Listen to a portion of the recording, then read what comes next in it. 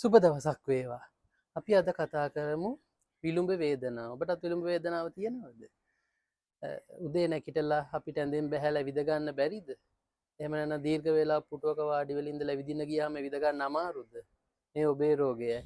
ඔබගේ පාදයේ දන හිසට පහළින් පිටුපස කොටසේ පේශි තියෙනවා.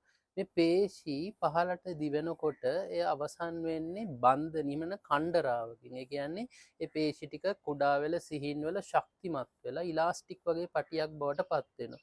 අපි ඒකට කියනවා ඇචිලිස් ටෙන්ඩන් කියලා. සාමාන්‍ය විවහාරයේ කියනවා බලනහරය කියලා. නහරයක් නොවුනත් ඒකට බලනහරය කියනවා. එතකොට මෙන්න මේ කණ්ඩරාව මෙන්න මේක ගිහිල්ලා විලුඹ අස්තියට සම්බන්ධ වෙනවා. සම්බන්ධ වෙලා ඉතුරු ටික පටලයක් ආකාරයට ඔබගේ යටිපතුලේ විලුඹට පහළින් යටිපතුලේ හැමට යටින් පිහිටා. රොබර්ට් නොක්ස් ලියපු එදා හෙළදිව පොතේ කියනු සිංහලයේ ඉස්සර සෙරිප්පු දැම්මේ නැතිලු. ඒ නිසා ඒගොල්ලොන්ගේ හැමේ යටිපතුල ඝන වෙලා තිබුණා. ඒ ඝර්ෂණයට ඔරොත්තු දෙන්න. නමුත් අද කාලේ අපි කවුරුවත් සෙරෙප්පු නැතිව ඉදින්නේ නැහැ. මේ සෙරෙප්පු නැතුව ඇවිදින්නේ නැති නිසා අපේ හැම යටිපතුල ඉතාමත්ම තුනී. අපි හදිසිය හරි මෙන්න මේ ආකාරයේ අවස්ථාවක අපි එළියේ ඇවිද්දොත්, ගල් උඩ ඇවිද්දොත් අපිට බාහිරින් තුවාලයක් නොවුනත් මෙන්න මේ ඇතුළත පටලය තුවාලයක් ආකාරයට රතු වෙලා ඉදිමිලා ආසාත්මිකතාවයකට පත් වෙන්න පුළුවන්. එතකොට එවැනි ආසාත්මිකතාවයකදී අපිට මේ වගේ වේදනාවක් ඇති වෙනවා. ඉතින් මේ වේදනාව හොඳ වෙන්නේත් නැහැ. මොකද අපි හැමතිස්සෙම ඇවිදිනෝ හිටගෙන ඉන්නවා. එහෙම වුණාම මේ කවදාවත් හොඳ වෙන්න අවස්ථාවක් ලැබෙන්නේ නැහැ. අපි බලමු එහෙනම් අපිට දැන් මොකද්ද කරන්න පුළුවන් කියලා.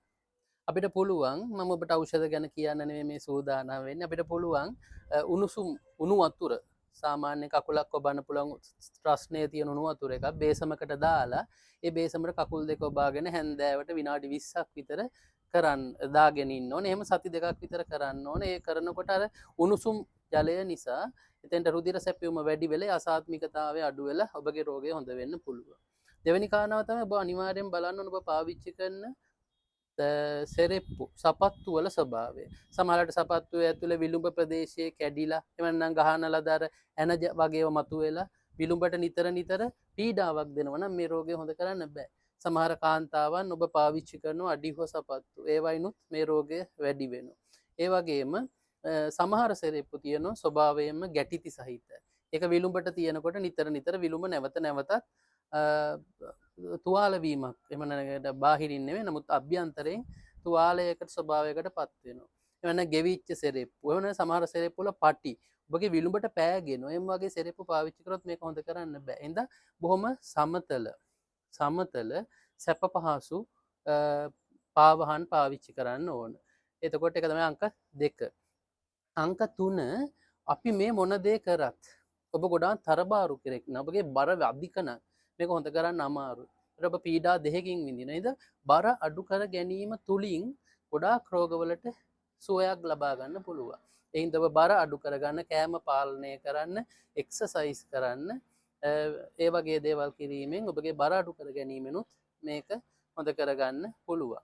මේ මොනව කරත් ඔබ මාසයක් විතර යනකොට දැන් රෝගය හොඳයි කියලා ඔක්කොම අමතක කරලා ඉන්න පුළුවන්.